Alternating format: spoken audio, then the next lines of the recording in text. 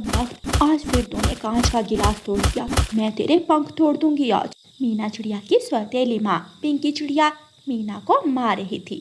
चल भाग, निकल निकल घर से। आज की रात तू ठंड में गुजारेगी ना तो तेरी अकल ठिकाने आ जाएगी। माँ, बाहर ठंड है, मैं कहाँ जाऊंगी? ठंडी हवा में मैं कहाँ जाऊंगी? मीना की सौतेली माँ मीना को घर से बाहर निकालकर दरवाजा बंद कर ली है। रात तो सुकून से गुजरेगी मेरी। मेरी मम्मा होती तो मेरी मम्मा मुझे कभी यूं ठंड में ना छोड़ती। मेरी सौतेली माँ पर बहुत अत्याचार करती है। मीना अकेली जंगल में बैठी रो रही थी। जंगल के सभी पक्षी अपने अपने घरों में आराम से सो रहे थे। रोते रोते मीना बेहोश हो जाती है। रात गुजर जाती है। जब मीना की आंख खुलती है तो वो एक सुंदर से महल में होती है। मैं कहाँ हूँ? ये सब क्या है? अभी सो जाओ छोटी चिड़िया, आपकी सेहत ठीक नहीं है। और बताओ, आप यूं ठंड में बाहर क्या कर रही थी? पहले बताएं, क्या आप मुझे यहाँ लाई थी? हाँ, आप पेड़ के नीचे बेहोश पड़ी थी और मैं आपको उठाकर यहाँ ले आई।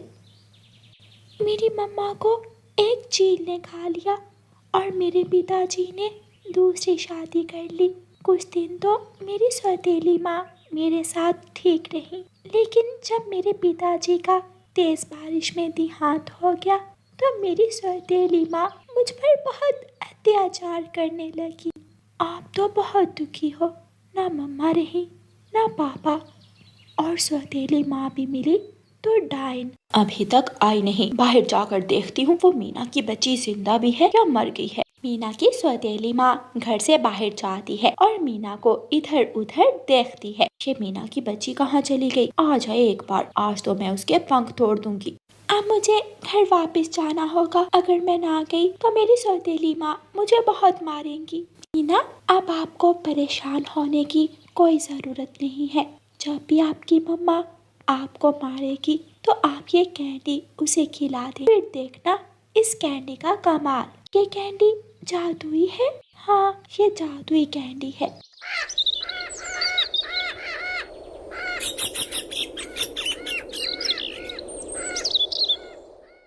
मीना वो जादुई कैंडी लेकर अपने घर चली जाती है। तुम कहाँ थी? मैं तुम्हें कब से ढूंढ रही हूँ। मीना चुप थी। मैं अभी तेरे पंख काटती हूँ। माँ, पहले आप ये मीठी कैंडी खा ले, फिर मुझे मार। मीना की सौतेली माँ वो कैंडी मीना से लेकर खा लेती है। कैंडी खाते ही मीना की सौतेली माँ पर जादू का असर हो जाता है। मीना, मीना बेटी, तुम यहाँ क्या कर रही हो? चलो रसोई में जाकर मैंने दूध की खीर बनाकर रखी है, वो खा लो। मीना रसोई में जाती है और वो दूध वाली खीर खा लेती है। मीना मेरी बेटी, अगर दूध वाली खीर खा ली है तो आप ये फल भी खा ले। अब मुझे भूख नहीं है। ऐसे मीना की सौतेली माँ जादुई कैंडी के असर से मीना का बहुत ज्यादा ख्याल रखती है। लेकिन जब मीना की सौतेली माँ सोकर उठती है तो जादुई कैंडी का असर खत्म हो जाता है। मीना, जल्दी आओ, यहाँ रसोई में आओ। मीना जल्दी से रसोई में जाती है। यहाँ मैंने दूध वाली खीर बना कर रखी थी, वो कहाँ है? माँ, वो खीर तो आपने खुद मुझे खाने को दे दी थी। कमबख्त झूठी, मैंने कब दी थी? मीना की सौतेली माँ फिर से मीना को मारने लगती है। मीना बाहर जाकर रोने लग जाती है। वो रात वाली परी फिर से मीना के पास आती है। मीना मेरी दोस्त, आप मेरे साथ आ जाओ और मेरे घर में रहो। नहीं मेरी दोस्त, मैं अपने जंगल में ही रहना चाहती हूँ, लेकिन कुछ ऐसा करो कि मेरी सौतेली माँ हमेशा हमेशा के लिए मुझे मारना छोड़ दे। मीना, जब भी आपकी सौतेली माँ सोकर उठेगी तो जादू का असर खत्म हो जाएगा और वो आपको दोबारा मार, तो फिर आप मुझे वही जादुई कैंडी दे दें ताकि कुछ वक्त के लिए तो मैं माँ से बच सकूं। सुंदर परी मीना को जादुई कैंडी दे देती है। बर्तन धोने वाले पड़े हैं, झाड़ू मारने वाला है और वो मीना की बच्ची सैर सपाटे करती फिर रही है। आज तो मैं छोड़ूंगी नहीं उसे। मीना घर आती है तो उसकी सौतेली माँ गुस्से से उसकी तरफ भरती है। माँ माँ मुझे मत मारना, मैं तो आपके लिए मीठी कैंडी लेने गई हुई थी। लाओ जल्दी से ये कैंडी मुझे दे दो, बाद में मारूंगी मैं तुम्हें। मीना की सौतेली माँ मीना से वो कैंडी लेकर खा लेती है और उस पर जादू का असर हो जाता है। मीना मीना बेटी जाओ अंदर जाकर सो जाओ, तुम थकी हुई हो और मैं घर के सारे काम कर लेती हूँ। मीना आराम से अंदर जाकर सो जाती है और उसकी सौतेली माँ घर के सारे काम करने लगती है। दूसरे दिन जब मीना सोकर उठती है तो उसकी सौतेली माँ सोई हुई थी। मीना बहुत ज़्यादा डरी हुई थी कि अब उसकी सौतेली माँ पर कैंडी के जादू का असर खत्म हो गया होगा और वो जब सोकर उठेगी तो उसे बहुत मारेगी। मीना की सौतेली माँ उठते ही मीना को मारने लगती है। तुमने मेरे लिए नाश्ता क्यों नहीं बनाया? माँ मत मारे, माँ मुझे छोड़ दे। मीना की सौतेली माँ मीना को मार रही थी कि मीना की मौसी रानो चिड़िया वहाँ आ जाती है। बस कर दो, छोड़ दो मेरी मीना को। मैं समझी थी कि तुम मेरी मीना को अपनी संतान की तरह रखोगी। मीना भागकर अपनी मौसी के गले लग जाती है। कांच का गिलास तोड़ दिया था इसने। बस बहुत हो गया, चलो मीना बेटी, आज से आप मेरे साथ मेरे घर में रहोगी और इस साली माँ को अकेली ही रहने दो। मीना की मौसी मीना को अपने साथ अपने घर ले जाती है और वहाँ जाकर मीना खुशी खुशी रहने लगती है। प्यारे दोस्तों, इस कहानी को लाइक, अपने दोस्तों के साथ शेयर और चैनल को सब्सक्राइब करना बिल्कुल। चिड़िया के घर में 4 छोटे छोटे बच्चे थे। चिड़िया बहुत खुश थी। वो हर समय अपने बच्चों के लिए काम करती, उनके लिए दाना लाती, अपने बच्चों के लिए मीठे फल लाती और फारग समय में अपने बच्चों से बैठकर बातें करती।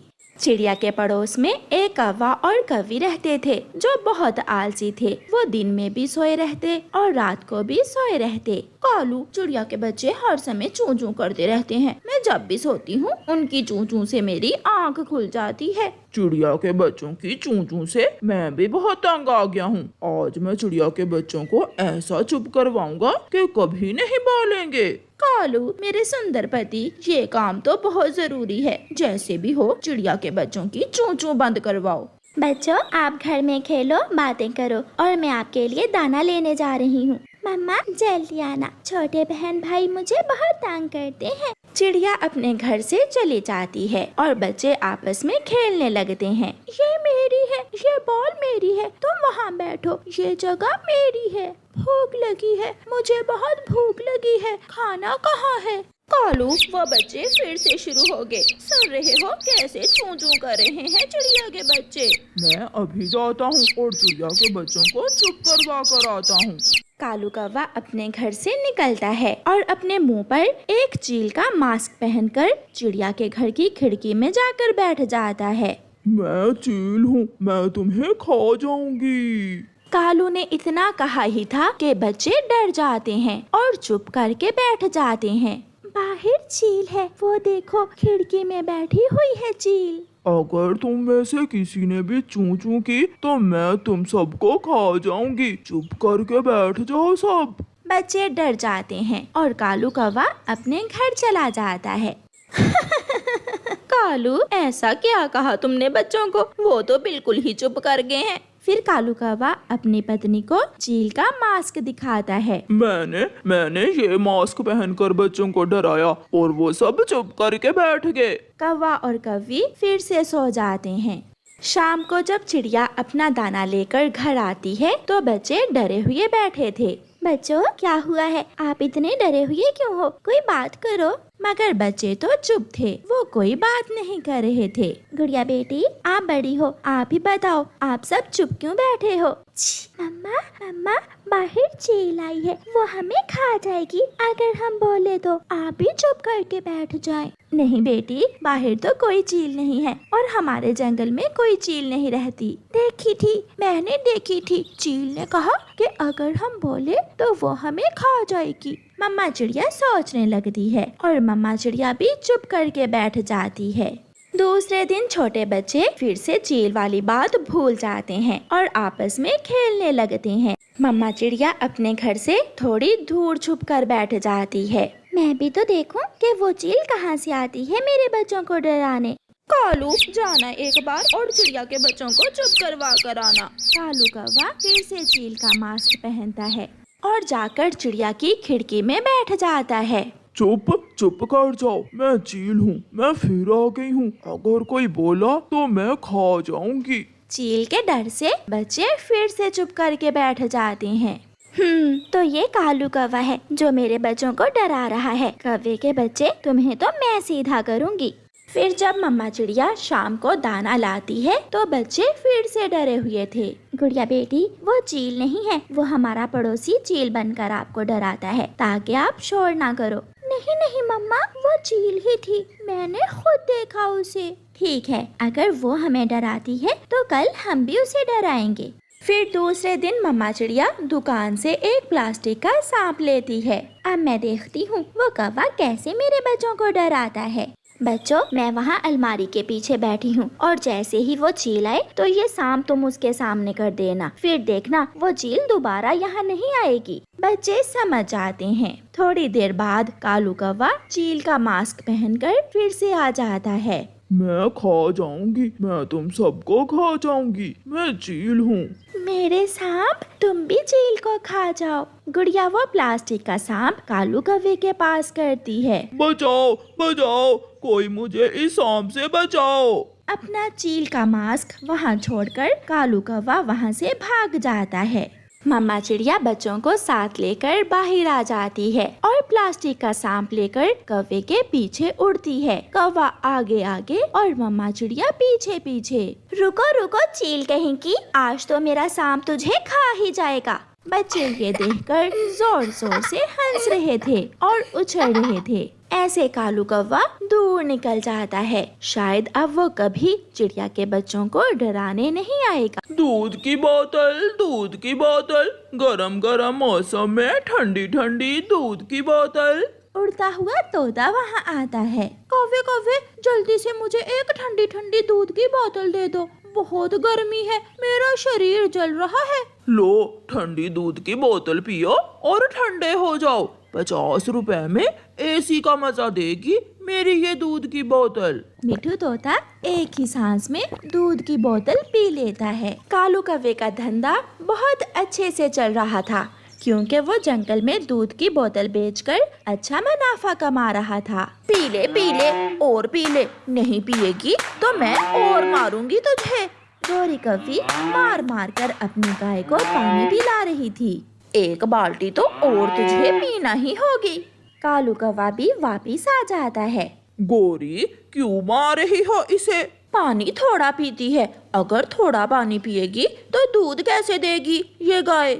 इसे मारने से अच्छा है तुम दूध में ही एक बाल्टी पानी की मिला दिया करो। वैसे भी इसके ज्यादा पानी पीने से ये दूध थोड़ी ज्यादा देगी। दिन गुजरते गए। कौवा और कौवी दूध की बोतलें बेच बेच कर बहुत अमीर हो रहे थे, मगर फिर आहिस्ता आहिस्ता उनकी गाय का दूध बहुत कम हो गया। गोरी, अब क्या होगा? अब तो हमारी गाय का दूध बहुत थोड़ा हो गया है। कालू, मैं भी बहुत चिंतित हूँ। अभी तो मैंने अपने लिए सोने का हार भी लेना है। दरवाजे पर दस्तक होती है। कालू दरवाजा खोलता है। मामा जी, आइए आइए, आप अंदर आ जाइए। भांजे, बहुत गर्मी है, मेरे घर में तो बहुत गर्मी है। सोचा अपने भांजे के पास जाता हूँ और 2-4 दिन गाय का ठंडा ठंडा दूध पी कर आता हूँ। कालू और उसका मामा घर के अंदर चले जाते हैं। मामा जी, आपको क्या दूध पिलाएंगे? अब तो हमारी गाय दूध बहुत ही थोड़ा देती है, धंधा भी बंद हो गया है। दूध की बोतलें बेच बेच कर अच्छा खासा मुनाफा आ रहा था। मेरे पास एक उपाय तो है जिससे दूध गाय के बिना ही बन जाएगा। मामा जी, जल्दी बताइए, क्या उपाय है? केमिकल वाला दूध। मुझे पता है कि केमिकल वाला दूध कैसे बनाते हैं। मामा जी, अच्छे काम में देर कैसी, आप हमें कल ही केमिकल वाला दूध बना कर दें और कालू फिर से दूध की बोतलें बेचना शुरू कर देगा। फिर दूसरे दिन कालू का मामा अपने घर से दूध बनाने वाला केमिकल ले आता है। एक बाल्टी पानी में थोड़ा केमिकल और सफेद रंग मिलाकर कालू का मामा तो बाल्टी भरकर दूध बना देता है। ना चारा डालने की टेंशन, ना गोबर उठाने की, अब तो बनेगा मुफ्त में दूध। मामा जी, आप हमारे घर में ही रहिए और हर रोज कालू जी को ऐसे ही केमिकल वाला दूध बनाकर दे दिया करें। कालू केमिकल वाले दूध की बोतलें बनाकर जंगल में निकल जाता है। कालू अपना ठेला लिए आवाज लगाता हुआ जा रहा था। दूध की बोतलें, ठंडी ठंडी दूध की बोतलें। कौवे भैया, बहुत गर्मी है, मुझे एक बोतल दूध की तो दे दो। कौवा चिड़िया को केमिकल वाले दूध की बोतल दे देता है और आगे बढ़ता है। बुलबुल भी कालू कौवे से केमिकल वाला दूध लेकर पी लेती है और फिर मैना भी। ऐसे बहुत से पक्षी कालू से केमिकल वाले दूध की बोतलें लेकर पी लेते हैं। हाय मेरा पेट, मेरे पेट में बहुत दर्द है। ना जाने उस कालू के बच्चे ने दूध में क्या मिलाया हुआ था। बुलबुल भी रोती हुई चिड़िया के पास आती है। चिड़िया चिड़िया, जब से मैंने कौवे से दूध की बोतल लेकर पी है, मेरे पेट में बहुत दर्द है। मैं तो दर्द से मर रही हूँ। बुलबुल बहन, क्या बताऊँ, मेरे साथ भी ऐसा ही है। ये कौवे का बच्चा ना जाने पक्षियों को क्या पिला रहा है, मुझे इसका उपाय करना होगा। कबूतर जंगल के फूड इंस्पेक्टर को फोन मिलाता है। इंस्पेक्टर, हमारे जंगल में एक कौवे की दूध वाली बोतलें पी पी कर सब पक्षियों के पेट में दर्द हो रहा है। वो कौवा जरूर पकड़ा जाएगा। थोड़ी देर बाद फूड इंस्पेक्टर आकर कौवे का दूध चेक करता है। मेरी अपनी गाय है, ये खालिस दूध है। केमिकल वाला दूध बोतलों में भरकर पक्षियों को बीमार कर रहे हो तुम दुष्ट कौवे। तुम्हें तो अब जेल की हवा खानी पड़ेगी। पुलिस आ जाती है। इसे पकड़ लो। पुलिस, मेरे मामा जी को पकड़िए, उसी ने बनाया है ये केमिकल वाला दूध। पुलिस कालू कौवे के घर जाती है। यही है मेरा मामा जो केमिकल वाला दूध बनाता है। पुलिस, मेरा क्या दोष है? इस कौवी को पकड़ो जो मुझसे ये गलत काम करवाती है। बुढ़े मामे, शर्म करो, मैंने कब कहा तुम्हें? मगर पुलिस सभी कौवों को पुलिस वैन में बिठाकर जेल ले जाती है और कौवों को बुरे काम की सजा मिलती है। मैं तो इंसानों की बस्ती की तरफ ही जाऊंगी। वहाँ खतरा है, सुना है वहाँ हर रोज एक शिकारी आता है। शिकारी? भला शिकारी हम कौवों को क्यों पकड़ेगा? मैं तो जाऊंगी। मुझे वहाँ की बेरियां बहुत पसंद हैं। फिर गौरी कौवी कालू को साथ लेकर जंगल के बाहरी हिस्से की तरफ चली जाती है।